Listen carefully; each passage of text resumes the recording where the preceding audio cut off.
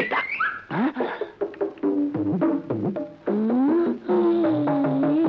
নিয়ে যান। সাক্ষীর কাঠগোড়ায় দাঁড়িয়ে। দাঁড়ান সাহেব, দাঁড়ান। মাথাটা একটু ঠিক রাখতে দিন। ওরে বাপরে বাপ, এত টাকা পেলে তো আমি পাগল হয়ে যাব। আর পাগল হয়ে গেলে কাঠগড়ায় দাঁড়িয়ে কি বলতে কি বলে ফেলবো। তাই আগে মাথাটা ঠান্ডা রেখে সাক্ষীটা দিয়ে নি, তারপর আপনারা খুশি হয়ে যা দেবেন তাই নেব। 50,000, 1 লাখ, 2 লাখ, 3 লাখ। এই সাহেব, মেন কথা হলো শুনুন। আরে শুনুন শুনুন, কোর্টে দেখা হবে। আরে শুনুন শুনুন। কাজ হবে?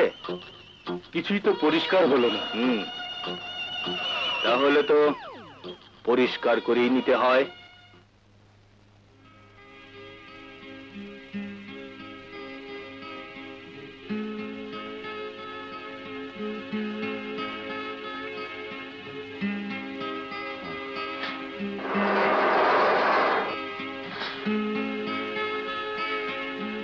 আশ্চর্য, মুন্নাটা বেরোলো না কেন? তাহলে কি সে আগেই চলে গেছে?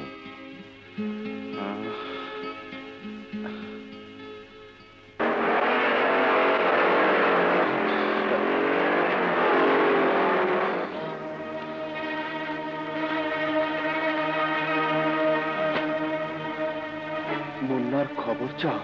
5 মিনিটের মধ্যে গ্রেট ইস্টার্ন হোটেলে কাউন্টার একটা ফোন আসবে। তুমি উপস্থিত থাকবে, কোন রকম চালাকি নয়।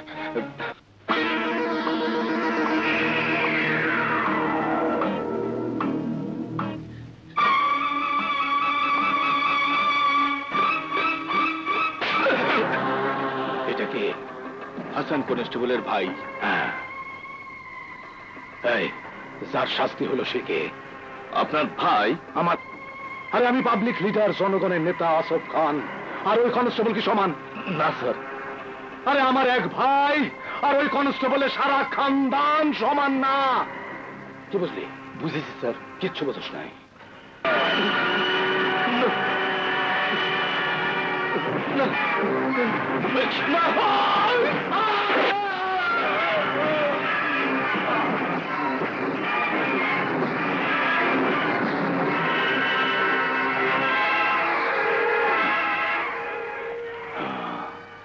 রক্ত খাওয়া বাঘ।